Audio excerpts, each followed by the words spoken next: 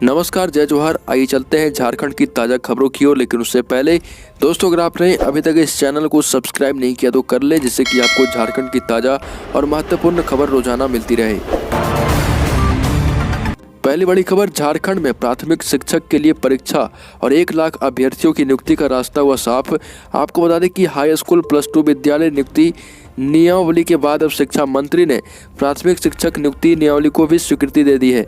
नियुक्ति के लिए सरकार परीक्षा लेगी। इससे अभ्यर्थियों का राज्य से मैट्रिक और इंटर पास होना अनिवार्य किया गया। नियमावली को मंजूरी मिलने से राज्य में शिक्षक पात्रता परीक्षा टेट में सफल लगभग 1 लाख अभ्यर्थियों की नियुक्ति का रास्ता जो है साफ हो गया है।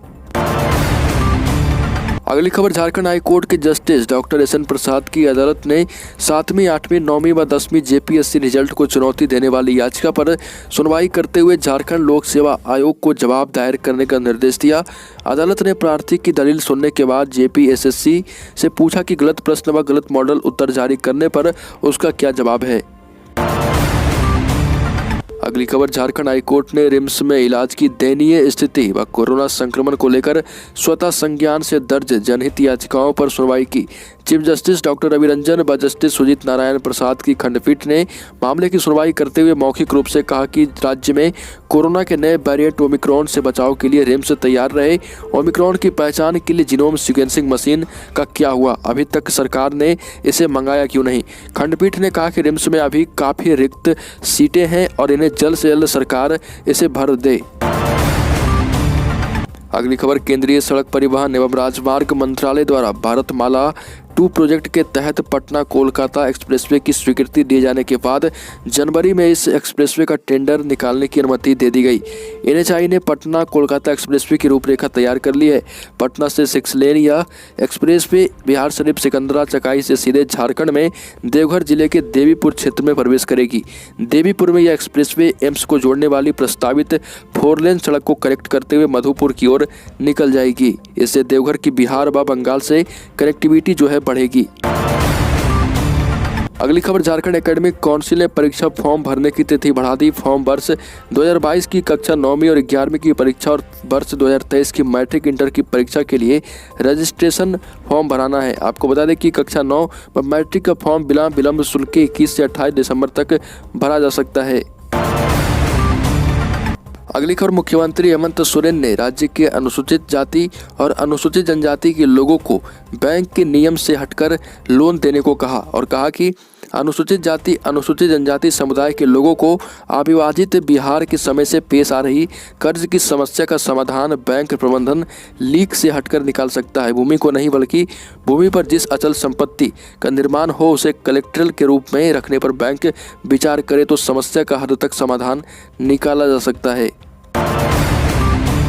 अगली खबर, एकीकृत पारा शिक्षक संघर्ष मोर्चा के विनोद बिहारी महतो कुमार ने कहा कि वेतनमान के लिए संघर्ष किया जाएगा। एकीकृत पारा शिक्षक संघर्ष मोर्चा शिक्षा मंत्री से मिलकर पारा शिक्षकों की भावना से अवगत कराएगा और यह वेतनमान पर पुनर्विचार का आग्रह करेगा। और उन्होंने कहा कि आकलन परीक्षा मानदेय के लिए जरूरी नहीं है।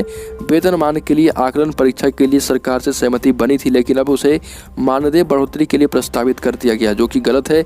वेतनमान की जगह मानदेय बढ़ाने पर पारा शिक्षकों में बढ़ रहे आक्रोश को देखते हुए शिक्षा मंत्री जगन्नाथ महतो ने पारा शिक्षक प्रतिनिधिमंडल की बैठक बुलाई। शिक्षा मंत्री ने एकीकृत पारा शिक्षक संघर्ष मोर्चा के 6 प्रतिनिधिमंडल को बैठक में बुलाया है।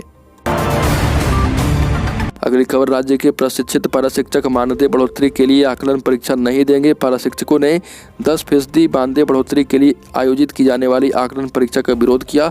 एकीकृत पारा शिक्षक संघर्ष मोर्चा ने स्पष्ट किया है कि आकलन परीक्षा वेतनमान के लिए दी जानी थी, न कि 10% मानदेय में वृद्धि के लिए। पारा शिक्षक वेतनमान की मांग से पीछे हटने वाले नहीं हैं और लोकतांत्रिक तरीके से उनका संघर्ष जारी रहेगा। अगली खबर, नेटफ्लिक्स इंडिया ने अपने सब्सक्रिप्शन प्लान की कीमत में कटौती की। कंपनी ने अपने सभी प्लान की कीमत को कम कर दिया। अब आपको नेटफ्लिक्स का 1 महीने वाला मोबाइल प्लान मात्र 149 रुपये में मिलेगा, जिसकी कीमत पहले 199 रुपये थी। वहीं नेटफ्लिक्स बेसिक प्लान की कीमत में 300 रुपये की कटौती करके उसे 199 रुपये कर दिया गया है। कंपनी ने नए प्लान्स को हैप्पी न्यू ईयर प्राइस नाम दिया है। नए रेट 14 दिसंबर से लागू हो गए। अगली खबर, भाजपा ने सांसद निशिकांत दुबे ने आरोप लगाया कि समय पर पंचायत चुनाव झारखंड सरकार का नहीं कराना संविधान का उल्लंघन है। लोकसभा में उन्होंने कहा कि निर्धारित समय के करीब 1 साल बीत जाने के बाद भी पुराने मुखिया, पंचायत प्रमुख और जिला परिषद अध्यक्ष को ही अवधि विस्तार दिया गया है, जो संविधान सम्मत नहीं है। कोई राज्य सरकार ऐसा नहीं कर सकती। ऐसा करना संविधान के आर्टिकल 243 और 43 का उल्लंघन है। कहा कि राज्य सरकार कमीशन के फेर में झारखंड में पंचायत चुनाव नहीं करा रही और उन्होंने कहा कि एक बार फिर से यहाँ राष्ट्रपति शासन लगाए जाने की आवश्यकता है। अगली खबर, द्वादश ज्योतिर्लिंगों में से एक उत्तर प्रदेश में काशी में प्रधानमंत्री मोदी के कार्यक्रम का सीधा प्रसारण झारखंड के देवघर में हुआ। बाबा बैद्यनाथ के मंदिर परिसर में एलईडी स्क्रीन लगाई गई। पूरे आयोजन का प्रसारण हुआ। देवघर में सरदार पंडा गुलाब नंद ओझा, हनुमान कथावाचक प्रदीप भैया, विधायक नारायण दास के अलावा सैकड़ों की संख्या में लोगों ने एकत्रित होकर दिव्य काशी, भव्य काशी का प्रसारण देखा। कार्यक्रम के बाद सरकार पंडा ने कहा कि वह पीएम से अनुरोध करेंगे कि वह बाबा धाम भी जरूर आएं। अगली खबर, झारखंड राज्य ने ओमिक्रॉन को वायरस ऑफ कंसर्न बताते हुए अलर्ट किया गया है। न सिर्फ विदेश बल्कि दूसरे राज्यों से आने वालों को भी कोविड जांच और रिपोर्ट आने तक लगातार मॉनिटरिंग करने का निर्देश स्वास्थ्य विभाग ने सभी जिलों के डीसी को दिया। बावजूद रांची जिला प्रशासन से बड़ी लापरवाही हुई। केरल से आई जिस 50 वर्षीय महिला को रिम्स के ट्रामा सेंटर में भर्ती किया गया, उसकी रिपोर्ट पॉजिटिव 6 दिसंबर को ही आई थी। ट्रेवल हिस्ट्री होने के बाद भी जिला प्रशासन को उसे ट्रेस करने में 1 सप्ताह लग गया है। उक्त महिला को 12 दिसंबर को रिम्स के न्यू ट्रामा सेंटर में भर्ती किया गया है। अगली खबर, मुख्यमंत्री ने बैंक प्रबंधनों के साथ बैठक की। आदिवासियों के विकास के लिए सीएम ने कहा कि जमीन पर बनी अचल संपत्ति को गिरवी रखकर आदिवासियों को लोन दे बैंक। मुख्यमंत्री हेमंत सोरेन ने कहा कि बैंक आदिवासियों को उनकी जमीन पर बनी अचल संपत्ति गिरवी रखकर लोन दे। अगर बैंक आदिवासियों की जमीन छीन लेगी तो उनका अस्तित्व ही छिन जाएगा। ऐसे में हमें उनका अस्तित्व सुरक्षित रखते हुए कार्य करना है। अनुसूचित जनजाति समुदाय के लोग अगर आगे नहीं बढ़ेंगे तो राज्य कैसे विकास के पथ पर आगे बढ़ेगा। बैंक प्रबंधन बोर्ड की बैठक में इन बातों को रखें। सरकार बैंक प्रबंधनों का पूरा सहयोग करेगी। अगली खबर, झारखंड में अब नेतागिरी नहीं चलेगी, हिदायत दी गई है। डीटीओ प्रवीण प्रकाश और ट्रैफिक डीएसपी जीत वाहन उरांव ने एक बार फिर कचहरी चौक के पास नेम प्लेट उतारो अभियान चलाया। विभिन्न राजनीतिक पार्टियों से जुड़े लोगों के वाहन पकड़े गए। इनमें झारखंड मुक्ति मोर्चा, राजद, बीजेपी सहित कई संगठनों के नेम प्लेट जब्त किए गए। नेम प्लेट को ऑन स्पॉट खोला गया। नेम प्लेट हटाने के साथ साथ सभी को हिदायत भी दी गई कि आगे से वो नेम प्लेट लगाकर नहीं चले, नहीं तो जुर्माना की राशि और भी बढ़ा दी जाएगी। अगली खबर, झारखंड के सिमडेगा में हाथियों ने उत्पात मचाया हुआ है। जिले के बानो थाना क्षेत्र के चकलावासा में घुसे हाथी ने एक घर को क्षतिग्रस्त कर दिया। एक युवक को गंभीर रूप से घायल कर दिया है। घटना रात 8 बजे की। युवक को इलाज के लिए सामुदायिक स्वास्थ्य केंद्र में भर्ती किया गया। वन विभाग व प्रशासन की टीम ने मौके पर पहुंचकर घटना के बारे में जानकारी ली। मिली जानकारी के अनुसार बानो प्रखंड के चकलवासा में अचानक एक हाथी पहुंच गई। हाथी ने तुरंत और घर को क्षतिग्रस्त कर दिया। इसके बाद हाथी पास के खतियान की ओर चला गया। खतियान में धान साफ कर रहे इब्रातू सोरेंग को हाथी ने जख्मी कर दिया। अगली खबर, झारखंड के पलामू जिले में आंगनबाड़ी सेविका और सहायिका से 36,000 रुपये की ठगी की गई। आपको बता दें कि छतरपुर इलाके में बैंक से पैसे निकालकर आ रही महिलाओं को 2 युवकों ने अधिक लाभ पर बड़े नोट को छोटे नोट से बदलने का लालच दिया। महिलाएं इनके झांसे में आ गई। नोट के बदले युवक कागज की गड्डी देकर निकल गए। महिलाओं के शोर मचाने के बावजूद इनका कोई पता नहीं चल पाया। जानकारी के अनुसार चुरंडा आंगनबाड़ी की सेविका रुक्मणी देवी ने राशन खरीदने के लिए अपनी सहायिका के साथ छतरपुर एसबीआई से 36,000 रुपये की निकासी की थी।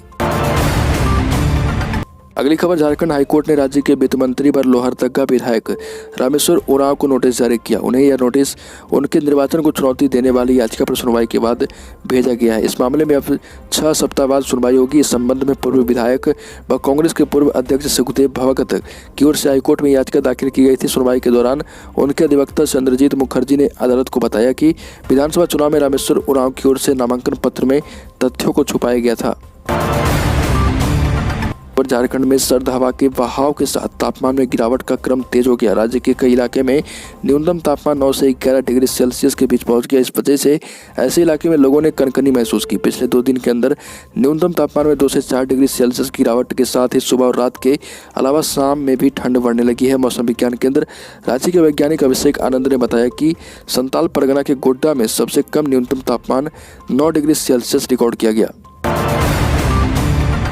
अगली खबर, रांची के 12 क्लिनिक में सुबह शाम डॉक्टर देंगे सेवा। रांची के 12 मोहल्ले में स्थित अटल मोहल्ला क्लिनिक को लोगों के लिए फिर से चालू किया जाएगा। रांची के सभी 12 अटल मोहल्ला क्लिनिक में 2 पालियों में 2-2 घंटे डॉक्टर बैठेंगे। सुबह 8 बजे से 10 बजे तक, शाम के 6 बजे से 8 बजे तक मरीजों की जाँच करेंगे।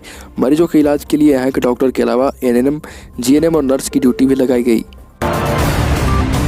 दोस्तों, झारखंड की ताज़ा खबरों में अभी के लिए इतना ही। अगर आपने अभी तक इस चैनल को सब्सक्राइब नहीं किया तो कर ले, जिससे कि आपको झारखंड की ताज़ा महत्वपूर्ण खबर रोजाना मिलती रहे।